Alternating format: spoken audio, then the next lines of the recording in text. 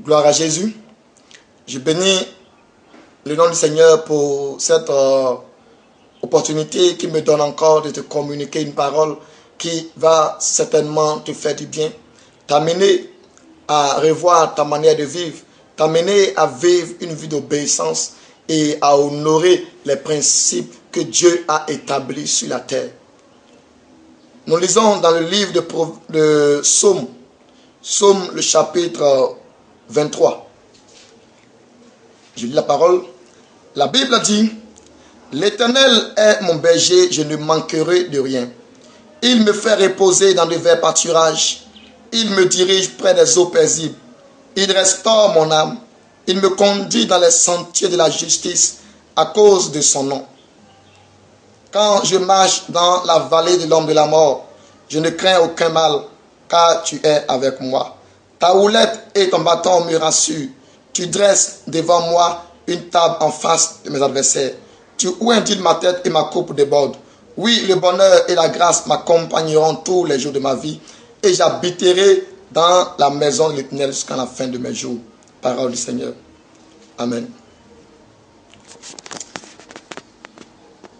David a dit dans le livre de Psaume 23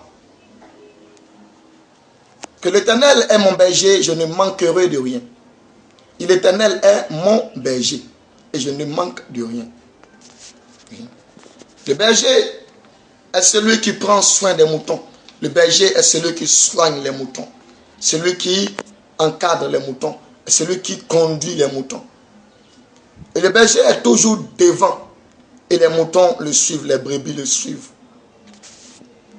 Le berger est différent du bouvier. Le bouvier se met toujours derrière les bœufs et les tape avec des bâtons.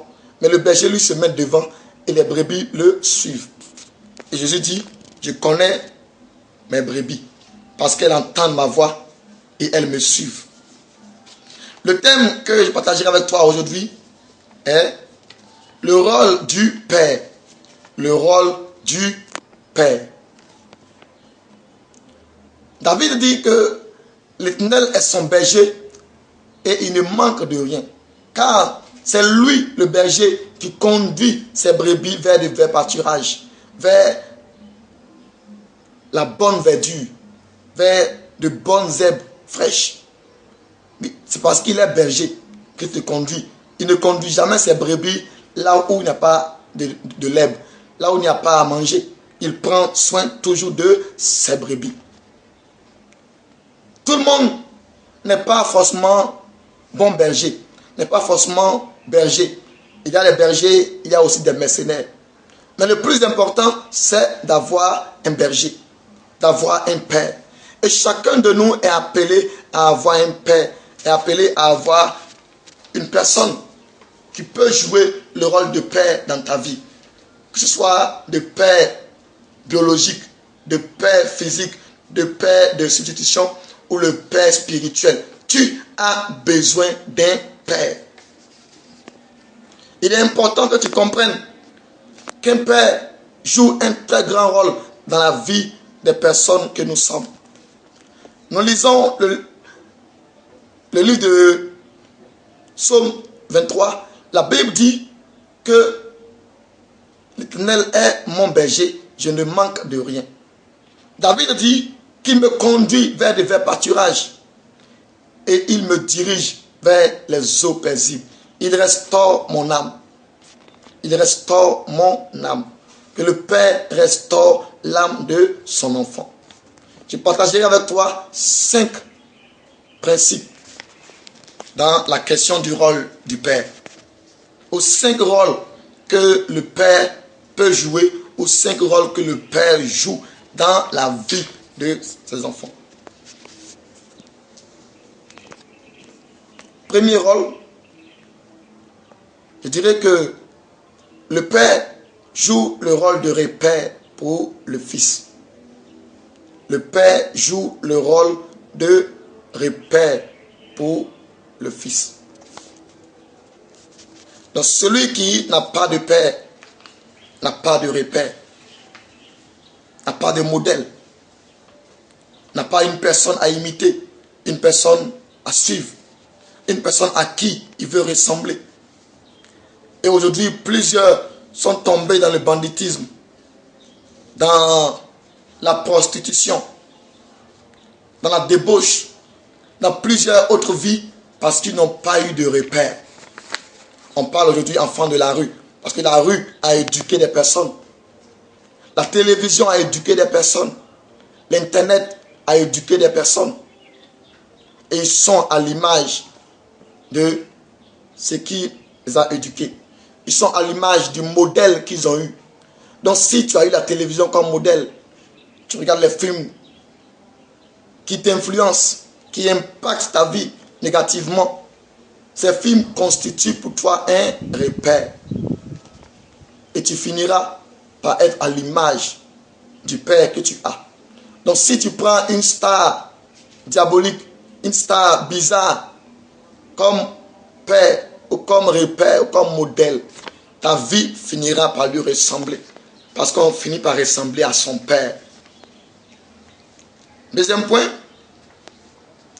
le père éduque son enfant. Donc le père joue le rôle d'éducateur pour ses enfants. Le père éduque. La Bible dit dans le livre de Proverbes chapitre 22, verset 6, il dit: instruis l'enfant pendant qu'il est jeune, et quand il sera vieux, il ne s'en détournera pas. Il dit: enseigne l'enfant, instruis l'enfant depuis son jeune âge, et quand il grandira, il ne s'en détournera pas. Il dit: instruis l'enfant, éduque l'enfant, conduis l'enfant, encadre l'enfant, utilise le bâton, encadre, censure, corrige selon les voies du Seigneur.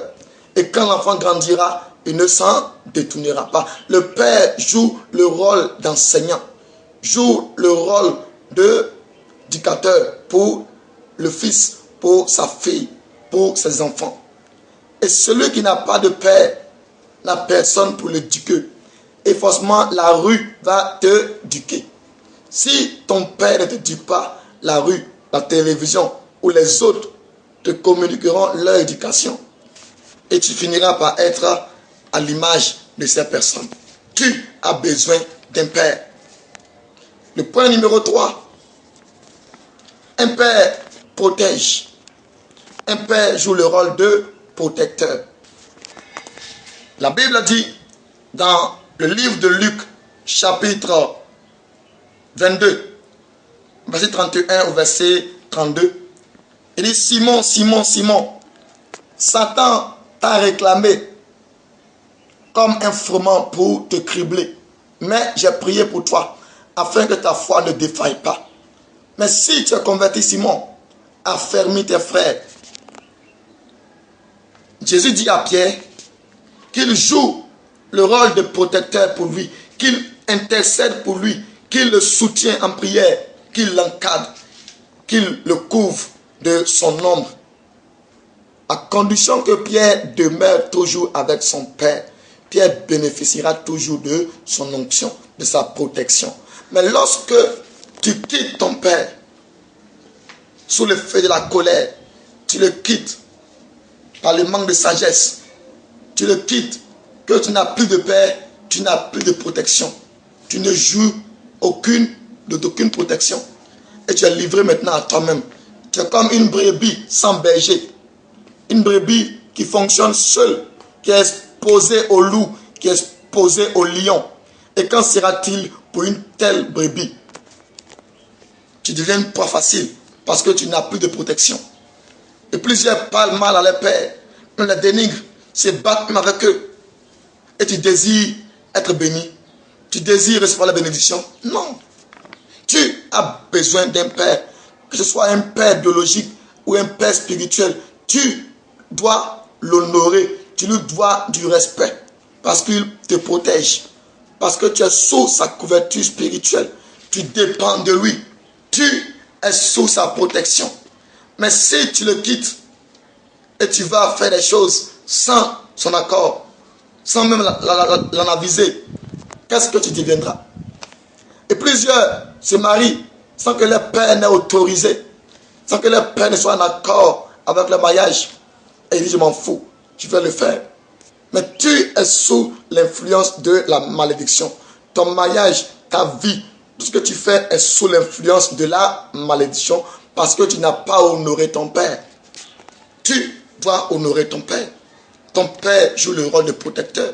Donc lorsque tu es sous l'autorité d'un pasteur, sous l'autorité d'un serviteur de Dieu, tu es sous la couverture spirituelle de celui-ci. Mais le jour où tu le quittes, tu perds cette couverture et tu es livré maintenant à toi-même. Tu deviens une brebis sans berger. Point numéro 4. Le père joue le rôle de bâtisseur. Le père joue le rôle de bâtisseur. C'est le père qui bâtit la vie de son fils. C'est le père qui bâtit la vie de ses enfants. La Bible dit que Jésus a bâti la vie de Pierre. Il dit, Pierre, et sur cette pierre, je bâtirai mon église. Et les portes du séjour des morts n'auront aucune influence contre elle. Je bâtirai mon église. Jésus a bâti son église sur Pierre. Et Pierre était bâti sur le roc. Donc c'est le Père qui bâtit la vie de son Fils par ses enseignements, par sa sagesse, par ses conseils. Le Fils profite de la connaissance de son Père, profite de tout ce que son Père a comme connaissance, comme instruction. Mais aujourd'hui, plusieurs n'aiment pas être bâtis par des pères. Ils sont là aujourd'hui et un moment, ils disparaissent. Ils n'aiment pas qu'on les envoie. Mais Jésus a envoyé Pierre. Jésus a envoyé Pierre. Et la plupart de ceux qui aiment qu'on les envoie sont toujours bénis. Mais ceux qui n'aiment pas qu'on les envoie ne prospèrent jamais, n'évoluent pas. C'est parce que Isaïe a envoyé David que David a tué Goliath. C'est parce que le père de Saül l'a envoyé que Saül est devenu roi. C'est sur le chemin que Saül a rencontré le faiseur de roi, a rencontré Samuel. Mais toi qui n'es pas qu'on t'envoie, tu n'aimes pas servir et tu veux qu'on te serve. Mais tu ne seras pas servi. Si personne ne profite de toi, tu ne profiteras de personne. Tu as besoin qu'on te bâtisse, qu'on te forge un caractère. Même si le père te gronde, même si le père t'insulte, même si le père ne t'apprécie pas comme tu le dis, il reste toujours ton père. Tu lui dois de l'honneur. Le père sait ce qu'il fait. Un père sait toujours ce qu'il fait. Lorsqu'un père communique la formation, lorsqu'un père décide de bâtir la vie de ses enfants, le plus souvent, les enfants ne comprennent pas ce que le père veut faire au travers de la vie. C'est après qu'ils se mettent maintenant à comprendre pour dire, ah, si je savais. Et plusieurs, les pères ne sont plus. C'est trop tard. Ils n'ont pas pu bénéficier de certaines grâces. Ils ont perdu beaucoup de choses. Le dernier point, c'est le père bénit son enfant. Le père est un canal de bénédiction pour ses enfants. La Bible dit que Isaac, vers la fin de sa vie, a appelé son fils Ésaü. Il lui a dit, Ésaü, je suis vieux, va, tue-moi un gibier, prépare-le comme j'aime et viens me donner afin que je mange et que mon âme te bénisse. Ésaü a compris que le père était dans sa vieillesse, était prêt à mourir et il fallait que le fils reçoive sa bénédiction. C'est le père qui bénit son fils. Donc lorsque tu es sous une autorité, tu as le droit de recevoir la bénédiction de cette autorité si tu es obéissant à la voix de cette autorité. Mais si tu n'es pas obéissant, tu ne recevras jamais la bénédiction de ton Père. Et plusieurs manquent de respect à leur Père, méprisent leur Père, et ils veulent être bénis, ils veulent être prospères, ils veulent évoluer. Mais cela n'est pas possible. C'est le Père qui doit bénir le Fils. C'est ce qui est arrivé à Josué, arrivé à Élisée. Élie a béni Élisée. Mais Élisée n'a pas pu bénir Géasi. Parce que Géasi n'était pas un bon fils. Géasi n'honorait pas son père. Et les mêmes choses nous arrivent aujourd'hui. On n'est pas obéissant. Et on veut recevoir la bénédiction du Père. C'est dans l'obéissance que tu recevras la bénédiction de ton Père. Mais si tu déshonores ton Père et qu'il meurt, tu auras perdu quelque chose de grand. Tu auras perdu quelque chose de grand. Et ce n'est pas évident que tu pourras le rattraper. Par exemple, laquelle il est important pour ceux qui ont des pères qui sont encore en vie, des pères biologiques qui sont encore en vie. C'est maintenant que tu dois les honorer. Tu dois prendre soin de ton père. Tu dois obéir à sa voix. Tu dois toujours chercher à réjouir le cœur de ton père et ne pas lui manquer de respect. Parce que tu as besoin de recevoir sa bénédiction. Et pour ceux qui sont, vous savez, des pères spirituels, c'est le même principe. Si tu déshonores ton pasteur ou ton père spirituel, tu ne recevras jamais sa bénédiction. C'est dans l'obéissance que tu recevras la bénédiction que le Père a pour toi. Ton Père joue un grand rôle dans ta vie. C'est pourquoi, si tu es orphelin de Père, il est important que tu te cherches un Père. Il est important que tu trouves soit un oncle, un grand frère, soit une personne à qui tu as beaucoup d'estime, qui peut jouer le rôle de père pour toi. Tu ne peux pas rester seul, rester comme ça, sans repère. Tu as besoin d'une figure paternelle qui pourra t'encadrer, qui pourra te soutenir. Et c'est valable aussi au niveau spirituel. Tu ne peux pas être un électron libre te promener dans Abidjan sans père. Tu as besoin d'un père spirituel, une personne sur qui tu peux compter, une personne qui peut t'encadrer, une personne qui peut te soutenir, qui peut prendre soin de toi. Et un jour, si tu le sers fidèlement, tu recevras sa bénédiction. Tu recevras tout ce que Dieu a mis en lui pour toi. David dit dans Psaume 23, « Il ondule ma tête et ma coupe déborde. Oui, le bonheur et la grâce m'accompagneront tous les jours de ma vie. » Il dit, « Il ondule ma tête. » Mon Père ondule ma tête. Je reçois la bénédiction de mon Père parce que j'ai été une bonne brebis. J'ai honoré le principe et je suis obligé d'être béni, obligé d'être prospère, obligé de progresser parce que j'ai honoré mon Père. Cela est possible pour toi encore aujourd'hui, d'honorer ton Père, d'honorer la personne que Dieu a élevée sur toi, de donner de l'honneur à l'autorité qui est établie sur toi. Et certainement, ton histoire changera. Honore ton Père. Parce que ton Père joue un très grand rôle dans ta vie. Il joue un très grand rôle dans ta vie. Et Jésus lui-même pouvait dire à ses disciples, lorsqu'il devait partir, je m'en vais, mais je ne vous laisserai pas orphelin. Parce que je sais que si vous êtes orphelin, vous allez perdre le repère. Vous allez vous égarer. Donc, vous avez besoin toujours de père, de repère. Je ne vous laisserai pas orphelin. Je vous laisserai le consolateur. Et je vis avec vous jusqu'à la fin des temps. Mais je suis maintenant en esprit.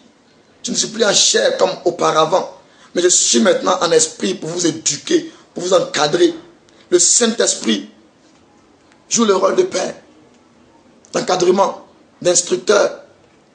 Il nous corrige lorsque nous commettons des erreurs. Il nous ramène encore la parole lorsque nous dévions. Il est important que tu aies un père. Il est important que tu